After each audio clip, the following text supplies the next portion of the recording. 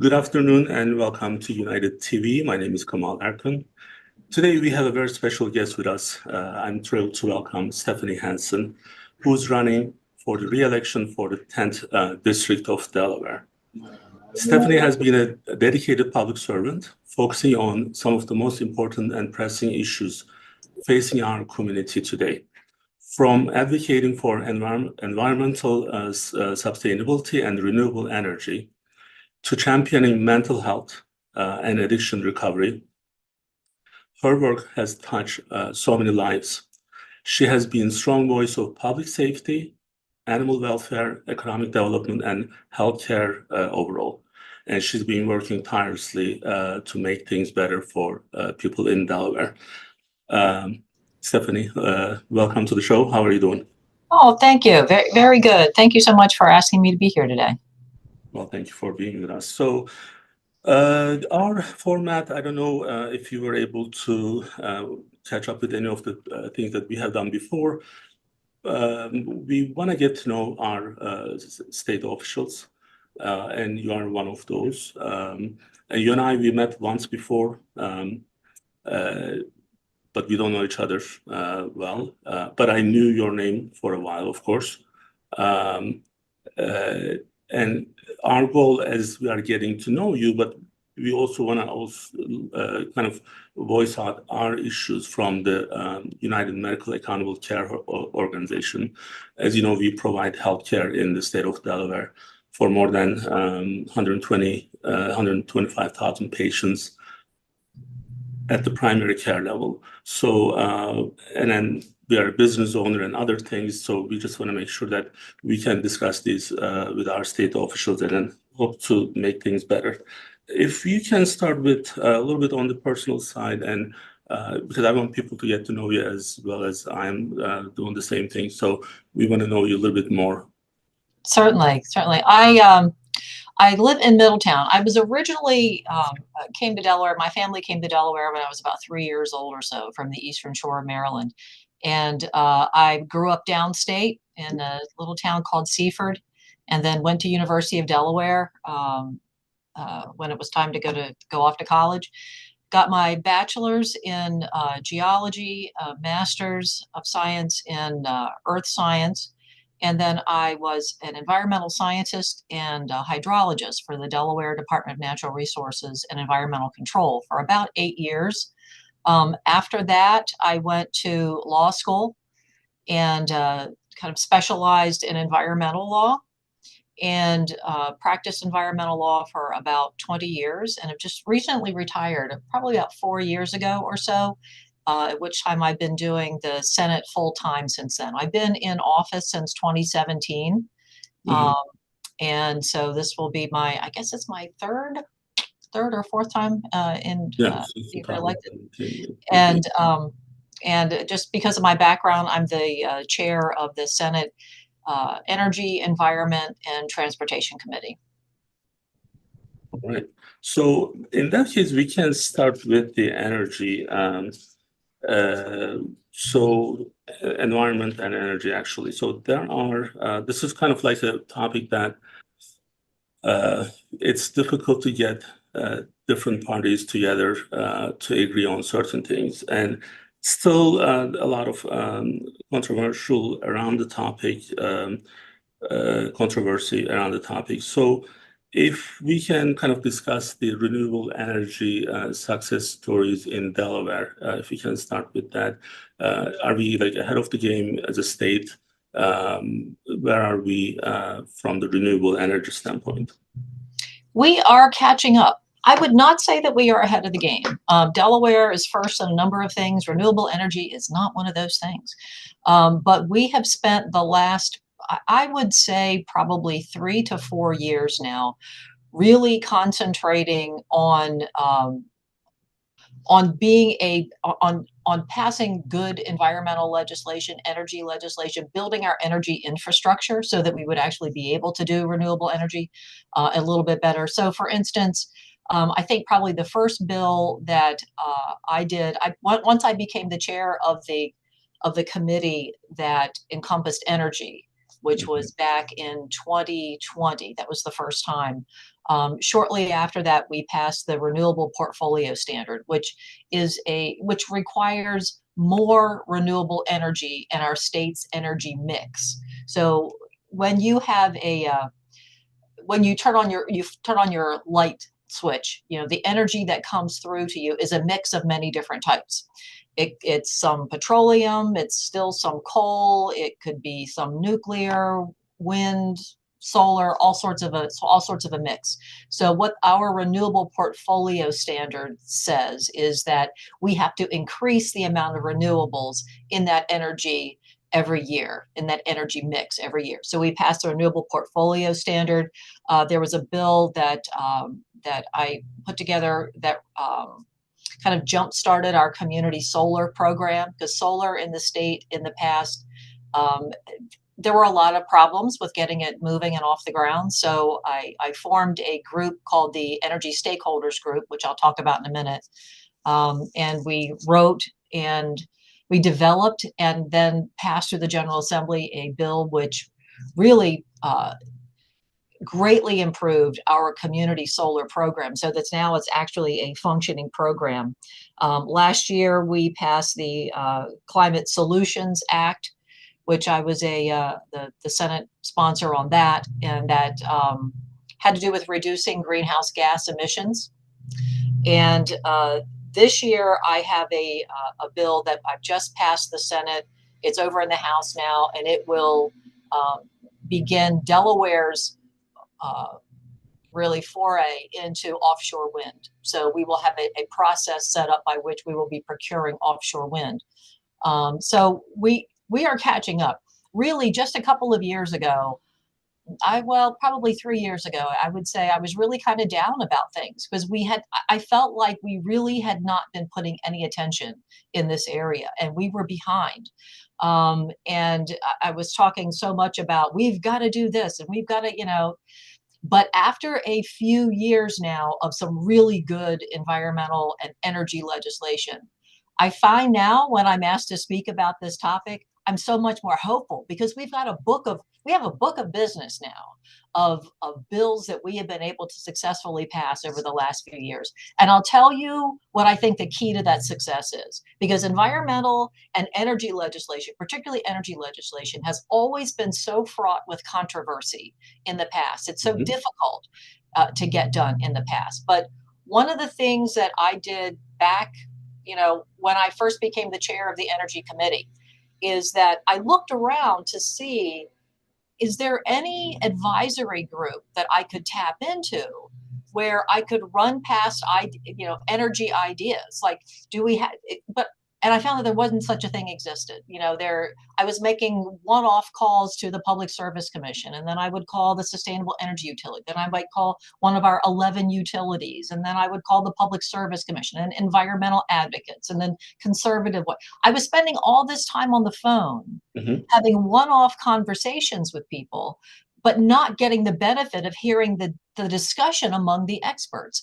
And so I formed a group called the Energy Stakeholders Group, which now meets every other Friday, and we have for almost 4 years or so now. And it's made up of representatives of all of those groups that I've just mentioned: the State Energy Office, the Public Service Commission, the Public Advocate, all of our utilities, conservative voices, as well as environmental advocates. They're all at the table. And what we do as a group is we say, okay, where are we right now in our energy transition, and what do we need to fix? Where do we need to go? How quickly can we get there? And then together we work on legislation to get us there. A big thing that we're working on right now is the creation of our energy workforce. You would think that there would be some entity at the state level that sort of got their finger on the pulse of up and coming, fields of employment, and being constantly plugged into an advisory group of some kind to determine where those jobs are, what those jobs are, and how those people are going to be trained. That's what I thought.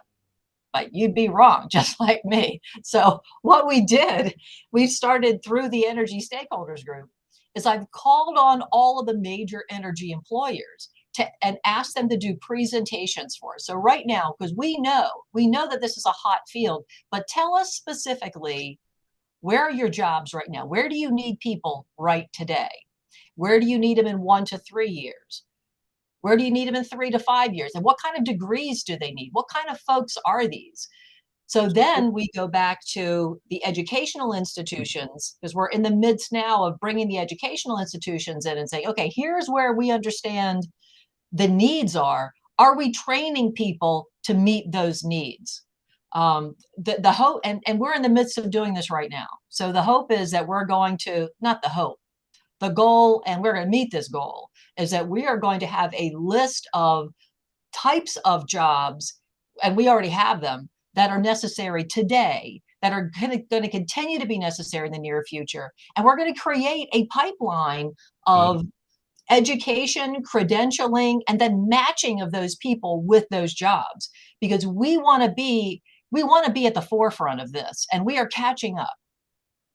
Now, so the controversy on this topic is coming from the financial difficulties, financial challenges. And on one hand, we want to grow the economy.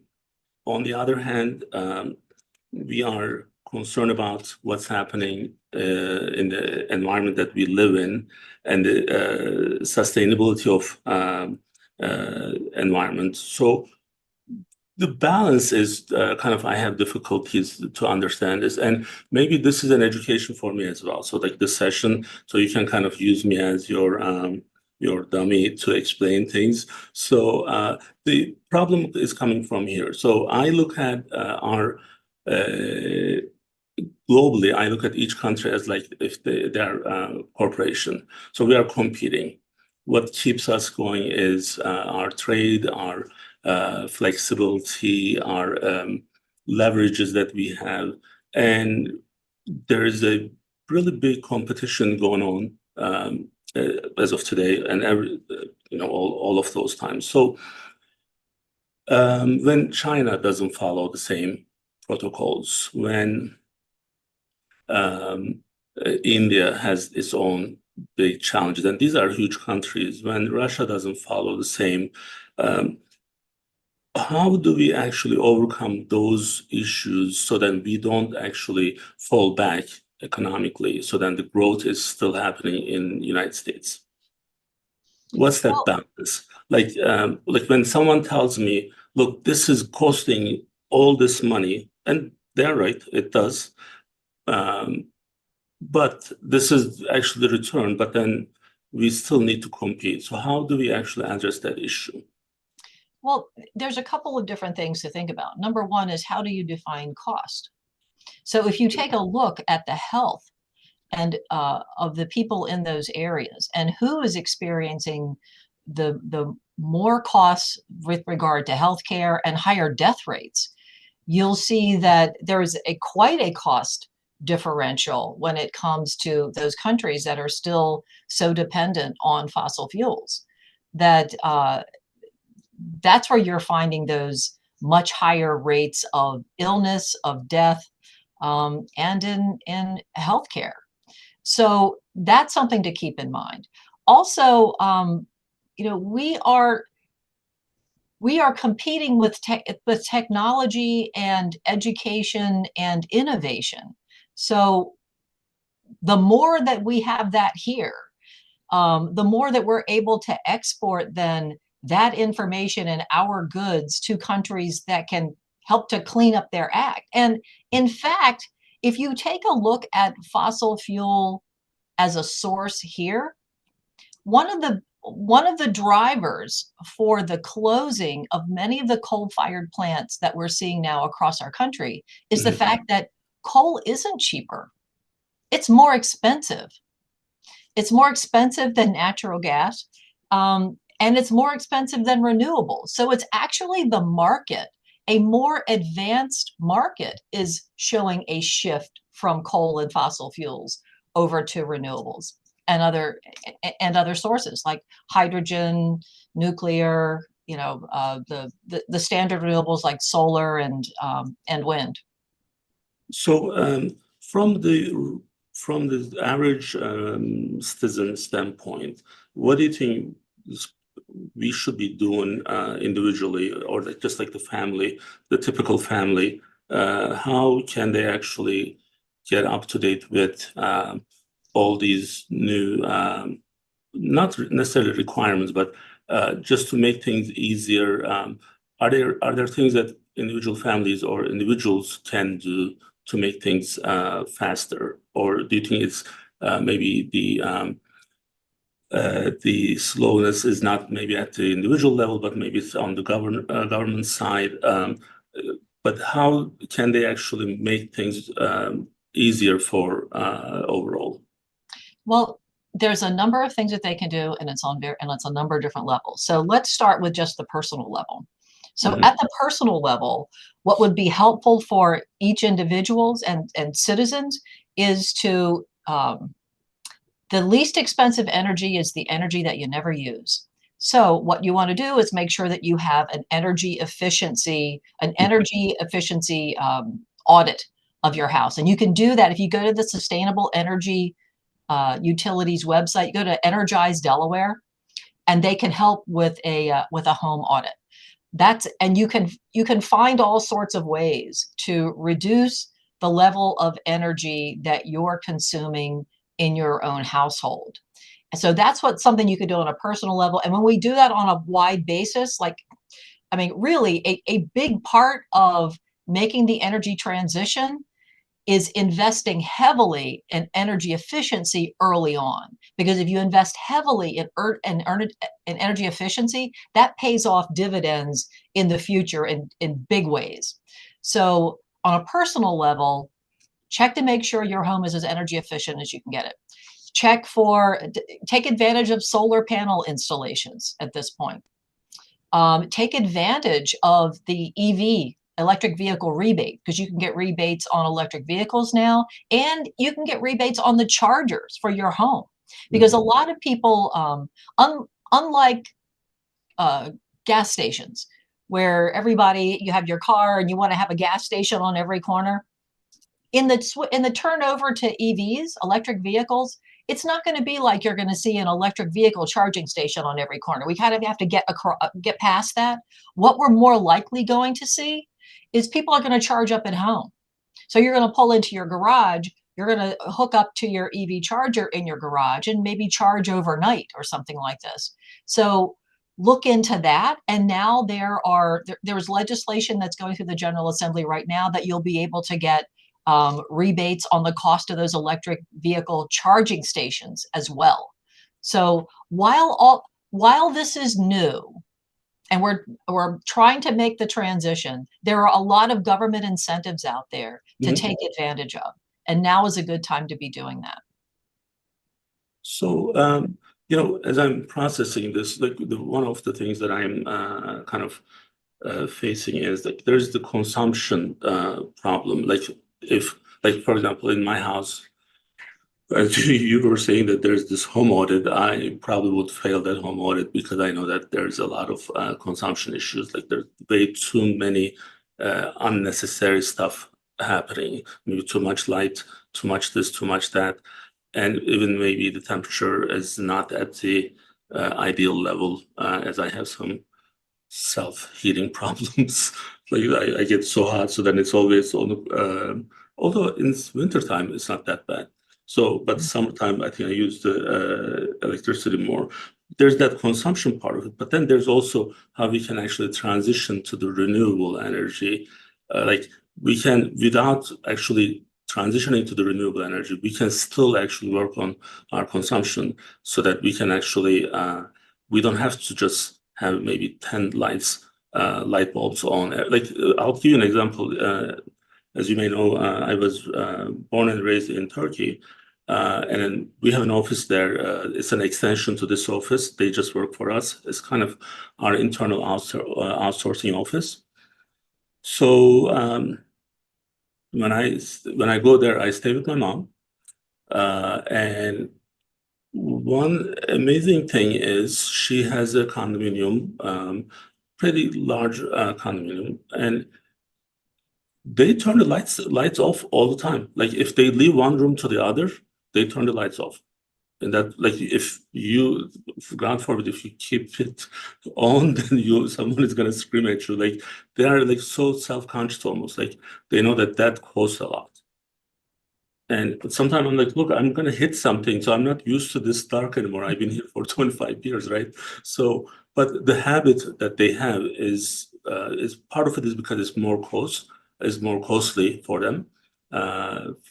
Part of the European countries, they pay more than we do for energy. But then I look at here, I'm like, I have at least 20 lights outside from 7 p.m. to 7 a.m. if they're on.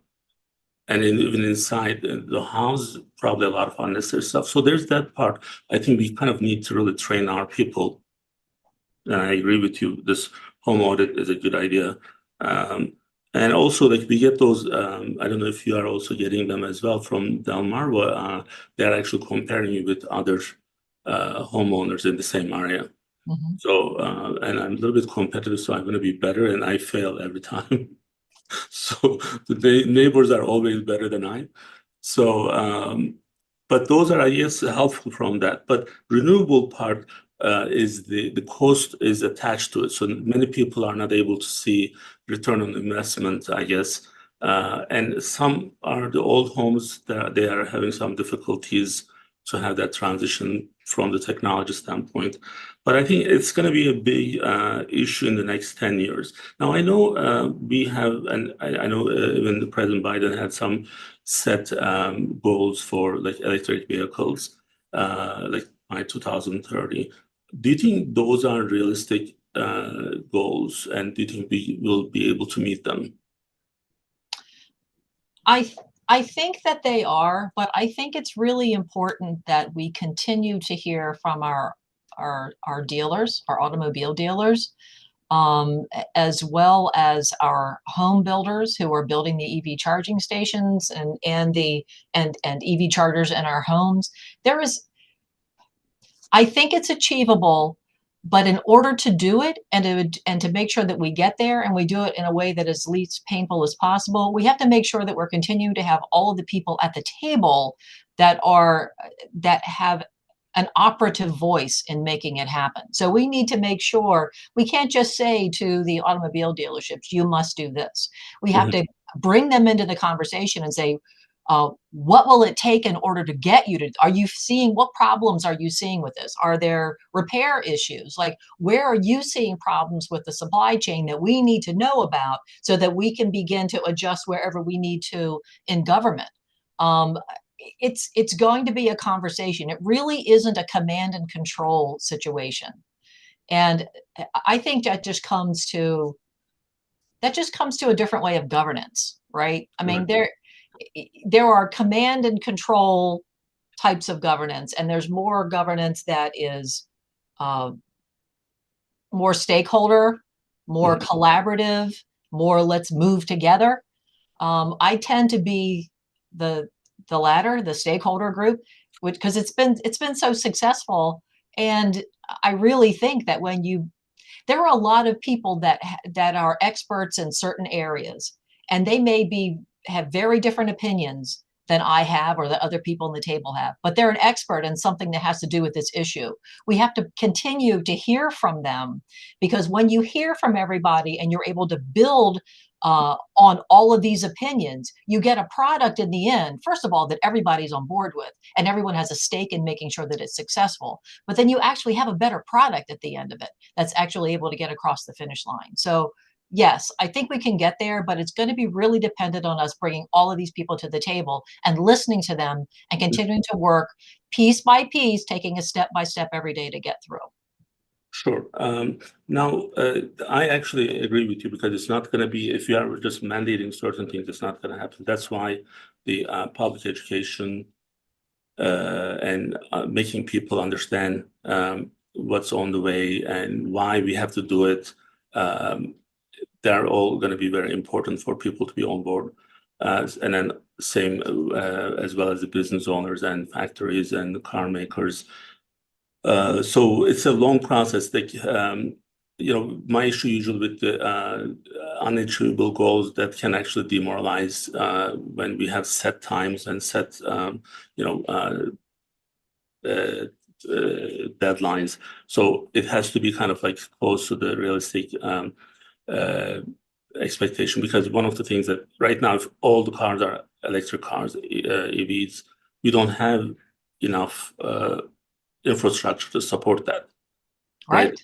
Yeah, it That's needs to go right. with that. So there's a lot of, and the people know those, so that's why they're kind of like, okay, can this really happen? Maybe a little bit less aggressive, uh, maybe better from the federal government standpoint that I'm talking about. So business and economy is another topic, and we kind of covered some part of it because they're overlapping.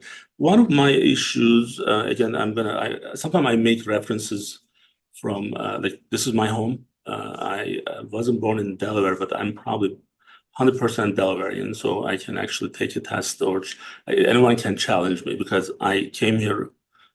It was my choice, and I stayed here, and that was my choice. So, but having a dual background, it helps me to kind of compare, understand, maybe look at things in a different way from different perspectives. And one is economy. Like in Turkey, for 24, 25 years I lived there, I was very used to living with inflation.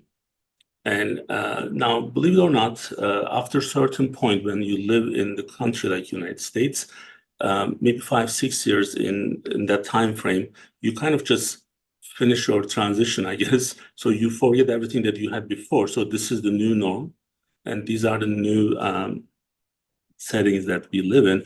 So now, after 25 years, or maybe until a couple of years ago, we didn't have inflation. We didn't have those issues. Like we didn't have like, oh, this is this much, this is that much. Even now, McDonald's, like those fast food restaurants, they're kind of outside of. I think they're putting them out of the affordable.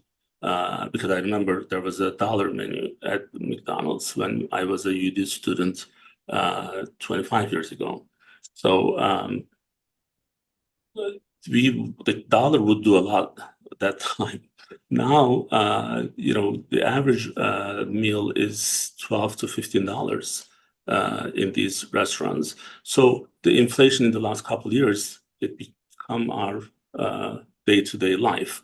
Um, do you see things are going to get better where we are going to be able to go back to the pre-pandemic times, or do you think this is kind of like permanent? I would be surprised if we get back to pre-pandemic times on many different things, and this is one of those.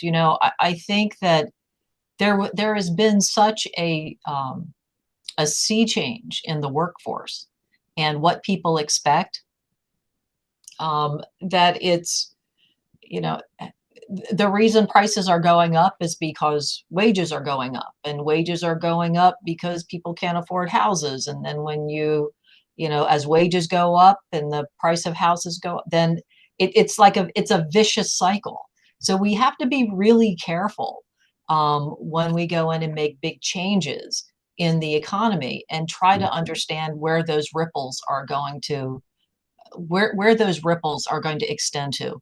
I'm seeing this now on the Joint Finance Committee that I'm on for the General Assembly. So when we raised the minimum wage a few years ago for everyone, it's going through a step process, which was something that we needed to do. Mhm. That has now that has continued to reverberate in other ways in the economy. So it wasn't just the baseline workers that were getting a raise increase. Now everyone that was above them needed to have their wages raised as well. And so as soon as you do that, you look at the nonprofit sector, their wages need to go up, and then folks that maybe are not that are the frontline workers and the personal care attendants. That was a huge big issue this time, this past year. The wage increases in one area of have a ripple effect throughout many areas in the economy. And it takes a number of years for those to stretch through. And I think that we're seeing those. And I believe that's probably one of the root of inflation. So I think it comes down to adjusting for the timing of those things. Right. The increase in wages needs to happen so that people can live, to have a livable, existence and a habitable existence. It's just the timing of the increase in the price of all of the other things that need to be controlled for. And I think that probably a lot of that is done at the federal level, at the Treasury level, where they adjust for interest rates and whatnot. So, I wish I could be more optimistic, but I see, those once those things start, it's difficult to go back. So, um, our habits are changing. The people who are in business, their habits are changing, and then the expectation changes, and all of a sudden you start living with it. And um, of course, COVID-19 changed everything in the world. So you know, it's not an easy one to overcome. So hopefully things will be better, but we'll see. Now, we'll a little bit on the healthcare side. Were you part of the HB 350 bill? No, Um, the House bill, so you are in the Senate, right? yeah, I'm in the Senate. I was not part of the group that negotiated that, no. But were you part of the conversations that they were having? Not a lot, no, just, to a low degree. Yeah, okay. So because that was something that I covered in the last couple of weeks, and one of the things with the increases, just like you were mentioning with the like the wages and other things, and I actually, as much as I want less government in real life in businesses and others, but when it becomes to those nonprofits, especially when they get funding from the government, so there has to be a better regulation and better um, transparency. And I think HB 350 does provide some more help in that area. So because there are some publicly available information there, and it's just someone needs to be accountable from those organizations' standpoint, and because the healthcare is going to be one of the really important issue, as 1/3 of the state's expenditure is for healthcare related items, including employment of the state, like state being the biggest employer. There's Medicaid is almost like 17% of the total budget. So that population growing a lot. Anything you would like to address on the healthcare side? Yeah, I would like to talk just a minute about HB 350 and why I voted the way that I did. I voted in favor, and I was a strong supporter from the very beginning of this. I recognize that this issue of the high cost of healthcare isn't just the hospitals. There's the hospitals, a pharmaceutical, and an insurance component. It's like the triad that we need to be able to understand. But that this bill, you can only do so much in one bill at a time, right? And so this was with the hospital bill. But I had a particular example that I lived with in my life that made it crystal clear to me that we need to have better oversight and transparency and understanding of pricing.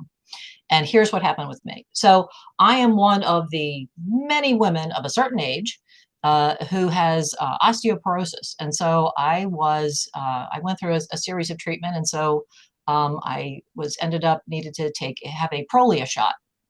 So my endocrinologist says, okay, you need to, the next stage here is we need to make sure that you get a Prolia shot. So I got my prescription, and the prescription was that required me to go to the Christiana Infusion Center to get a shot. And I thought, wow, I thought it was just a shot, but okay. So I go to the Christiana Infusion Center and I sit there, and there's, it's kind of it's overwhelming as a person that has never been there before, because I'm sitting there with folks that are getting treatments of all sorts of kinds in a chair with an IV bag, and I'm thinking, my gosh, this is scary. So the nurse comes over and she says, oh yeah, we're gonna go get your Prolia shot now. So she gets gets another nurse with her, and they go and they get the shot, which is in this lock box of some, and they bring it out, and they open up the box with like a key, and they take out the Prolia with,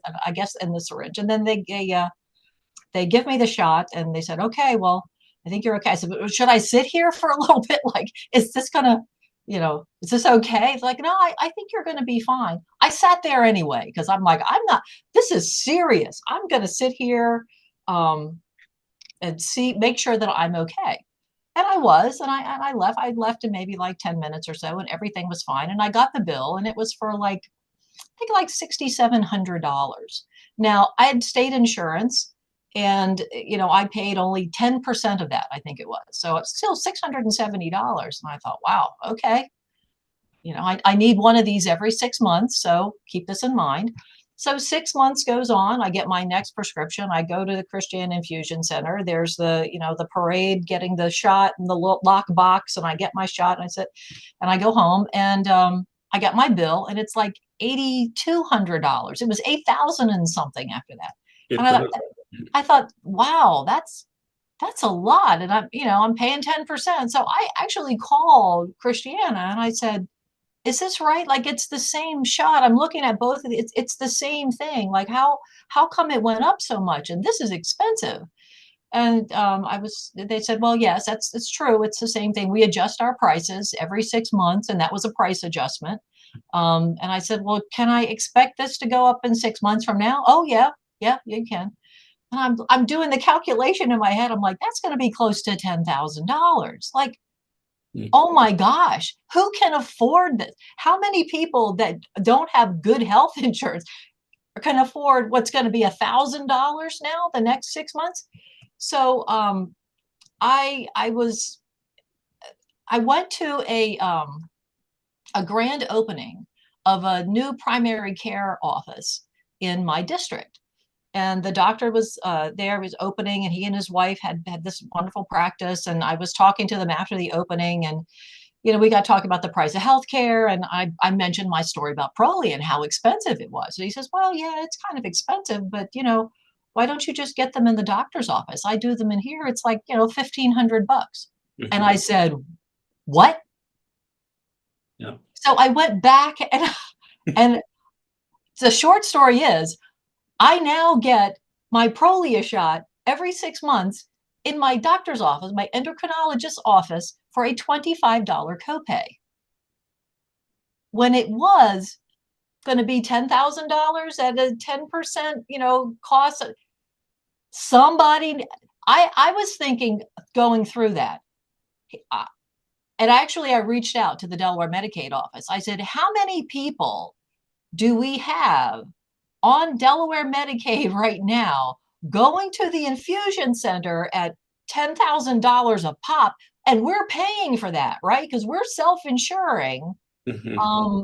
How much money are we spending what's going on here? So they've looked into it. They've assured me things are okay, but that really made it clear to me that there is a vast transparency issue. And how would a patient even know to ask for a shot or a service that isn't offered? It's like, you don't know what you don't know. And so that was my rationale, and remains my rationale today, for the importance of a hospital oversight. And I want to look into insurance, and I want to look into pharmaceuticals as well. I don't think that we're done, and I'm hoping that we're not done. Well, you actually point out this excellent point with the real life example, which I talk about this all the time. Not every time I have like real life experience, but we are the healthcare provider, so I know I'm on the other end of like just like your primary care who said, well, why don't you get in the doctor's office? We are from the primary care and specialist and ambulatory surgery center.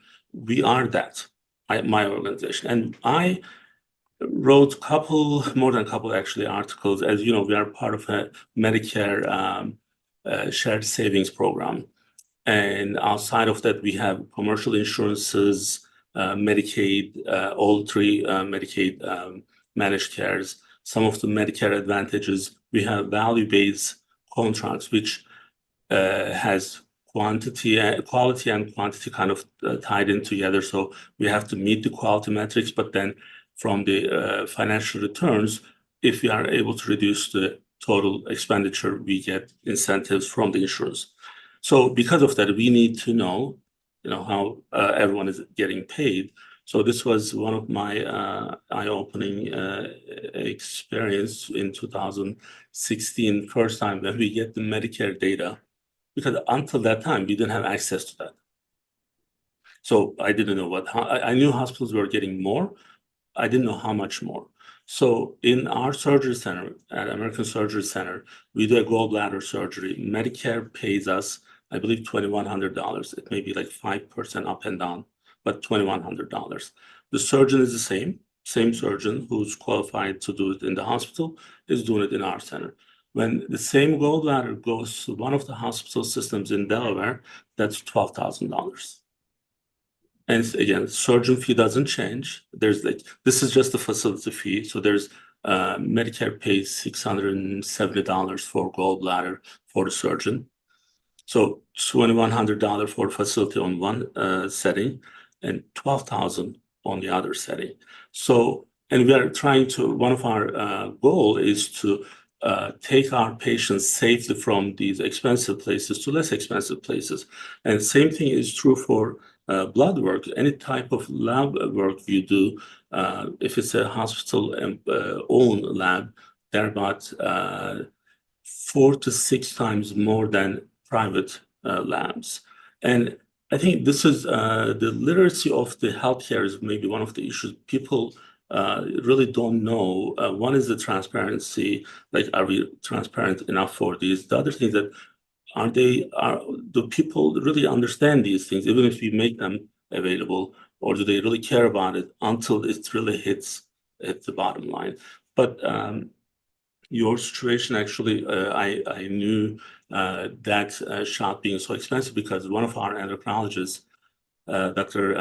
Ripuhandal, he wasn't doing this at his office, I believe, a couple of years ago. And he's like, look, patient give me this bill. It was like $6,000 to $7,000, and it's just one. And then when I do this here, it's about like 12 or 13 that time. This is a couple of years ago. So we need to make this because these people cannot afford it. It's not about the business anymore. It's about affordability, whether or not they can get it. So that's the part that many people, they think that we are just on after the hospital. No, that's not. I don't care. I mean, we all have the hospitals. We need them for what hospitals should be doing, but it shouldn't be costing us that much. That's why transparency is the most important part of it, and also explaining this to the people. And I think your example by itself is extremely powerful, and I thank you for sharing that. So hopefully, people can hear and understand why we discuss and talk about these. Now, I am on the board of Brandywine Valley SPCA. So, and one of your campaign page topics is the animal welfare. So if I don't ask you how we are doing with our animals, for our animals, I would be feeling guilty. First, we have our annual gala in September. If you can make it, that would be great. So we would like to see you there. I'll send you the details. But second, as you know, Brandywine Valley SPCA, we opened the first hospital with the ICU settings in the state of Delaware. And it's already busy and doing a lot of things. And one of the reasons I got involved with Brandywine is because we are a no-kill shelter. Mm-hmm. It's important for me. So otherwise I probably wouldn't be able to support them. Now, from the Delaware standpoint, from the animal welfare, are we doing better than other states? Where are we? Do we have any good projects that we can discuss? I think we're doing well. Yes. we are a leader in a number of animal welfare issues in Delaware. That's something that I feel really good about. And Brandywine Valley has been a wonderful partner in doing a lot of really good legislation. So, for instance, last year there was a group that was put together by Judge Jen Ranji, who I know has I think she is she on the board with Brandywine Valley? She's the head of the advisor board. Like there's two boards. I used to be part of the advisor board, and now I'm on the board of directors. But I worked with her for 2 years, and she's still there. She put together a conference really for attorneys that specialized in looking at the connection between animal abuse and child abuse. Because what she had been seeing in her courtroom in family court was many times when you see abuse in a family, whether it's child abuse, elder abuse, domestic violence, pets in that situation are also a part of that. And they're oftentimes kind of the canary in the coal mine, and people are not looking to that. So there was a lot of legislation that was really brought to the forefront by the group that Jen Ranji worked with. I was part of that group as well. And so we were able to pass legislation that made sure that animal abuse was part of what was being reported in child abuse cases. And even before then, I had worked on a bill that put. So let me back up just for a minute, because every once in a while you'll see something. I'll see something that's posted someplace, and I'm like, wow, that's a really great thing, and I know that I had something to do with that. And so this is one of these ideas. So I was at my vet's office, and at my vet's office this past winter, there was a big sign up that says, everyone understand, this is for the winter time, that you have to bring there are shelter standards now where you can't have your dog outside if it's going to be, below a certain temperature or above a certain temperature. They can only be outside for a period of time and have to have the following standards. That was my bill. So that was my bill that I did. And I felt so good about that. That was one of the first bills that I did when I was elected into office. Because I remember it was like 2017, we were having a really cold winter. And there was a story about an animal, a dog that had been left outside and was actually frozen on the front porch of this residence. And that's kind of what reading that news story got me to thinking about. We need to make sure that people know that they can't leave animals outside in extreme weather. And if they're going to have animals outside, that outside shelter or a doghouse, it has to meet certain standards. So I actually wrote that bill like on my couch, sitting there with my notepad in the evening, thinking about like, what should it be? And then working with it, revising it through a number of standards. So that's great. There is a bill that I'm doing this session too that I'm very excited about, and it's a dog fighting paraphernalia bill. So this is important, and this is one of the ways that Delaware is ahead. So we have trouble with animal fighting in Delaware. Who would have known? I came across an instance of it myself and reported it. And that's how I became aware that it was a problem. So we have two types of animal fighting going on in Delaware. We have dog fighting and we have cockfighting. And these are criminal enterprises. These is not just two people that get together with a bunch of friends and they throw their dogs together and see what, that's not it at all. There is a whole industry involved in building up muscle mass for the dogs that are fighting, in finding bait dogs to act in that situation, all of the equipment that's necessary to train the animals, and the medications, the steroids, the unprescribed antibiotics, all of this. So I talked with the Office of Animal Welfare after I realized that we had such a problem with this. I said, what can we be doing more? Like, is there something more that we could be doing? Because there had just been a bust of a dog fighting ring downstate in Seaford.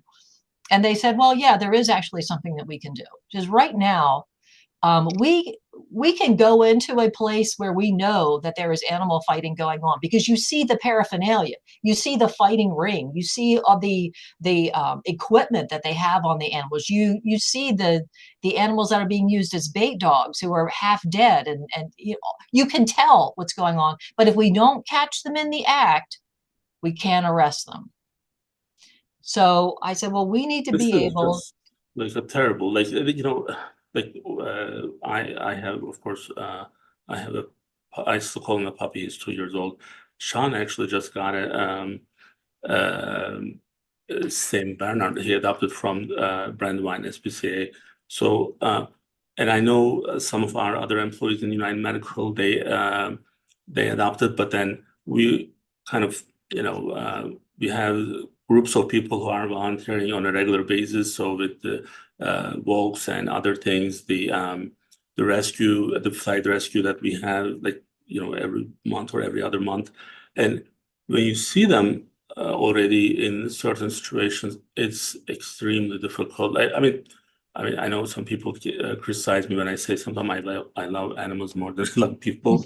So, but I do. I guess if I'm going to be the guilty of that, that will be it. The problem is they can't defend. They can't talk. They can't. Like people, we are able to express our feelings. They are just so vulnerable. Like, how can someone get to a point to have this dog in a fight just for fun? Right. This is just so disgusting. So, I mean, you have my 100% support. So Yeah. whatever you need from us. So because Call your representative because it's over in the House now. I think it's going to pass. We passed it in the Senate. It was just an overwhelming in the Senate. I think it's going to pass. I'm looking up on my sheet. It's Senate Bill 198. So it passed in the Senate back in January. So correct. call your representative, make sure they pass it. So what it would do, it would say our animal welfare officers would not have to catch someone actually in the act of animal fighting. They could arrest someone for having the animal fighting paraphernalia and take that to a judge, and a judge could make the decision there based on the paraphernalia whether animal fighting was going on, and it's a felony. So that's an important thing. It's a felony to be convicted of animal fighting because then they can't have a weapon. They can't have guns. If you just convict somebody of a misdemeanor, Mhm. they can still have a weapon. But animal fighting is part of a larger criminal enterprise where guns are important, right? So if they can't have a gun because it's a felony, this will make a big difference.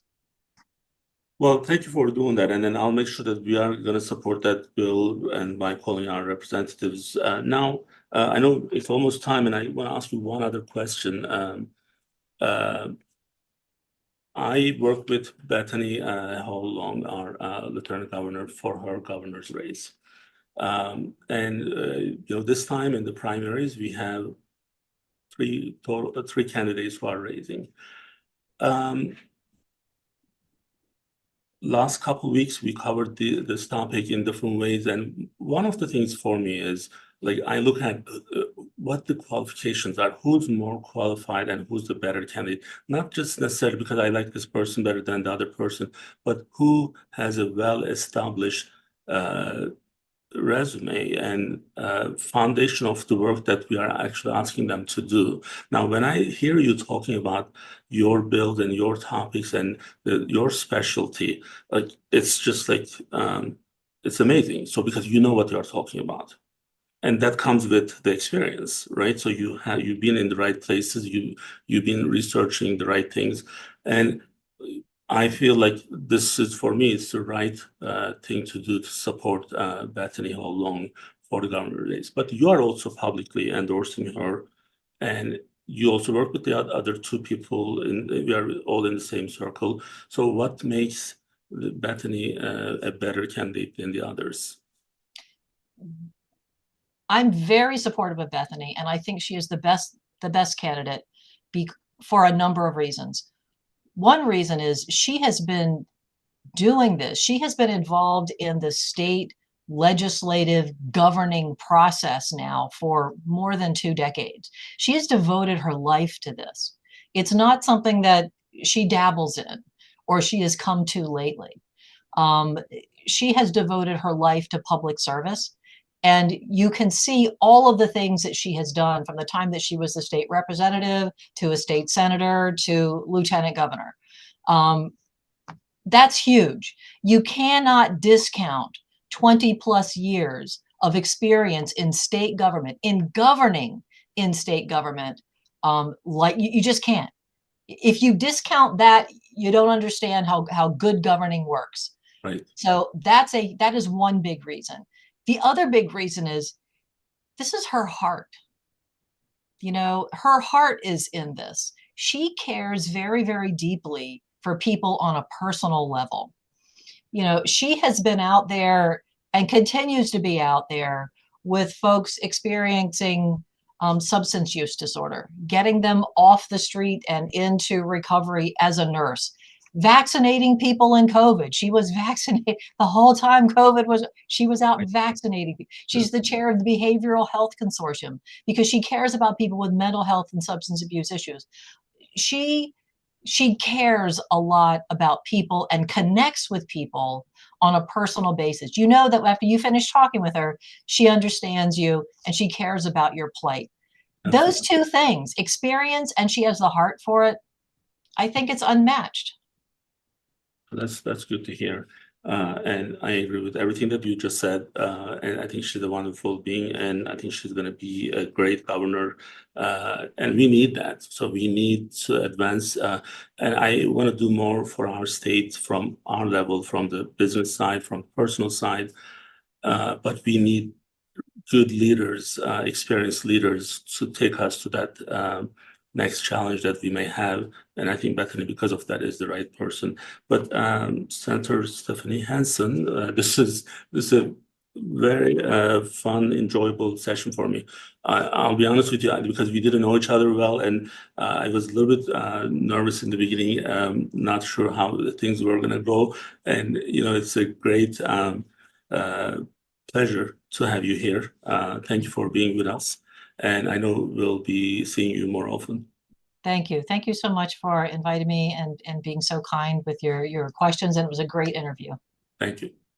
Bye-bye. Bye-bye.